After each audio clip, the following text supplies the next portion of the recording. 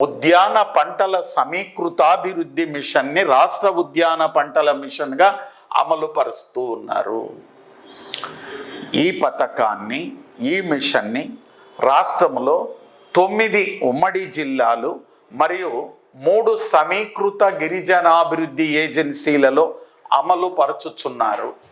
ఈ పథకానికి 2024-25 బడ్జెట్లో 305.14 కోట్ల రూపాయలను కేటాయించినారు.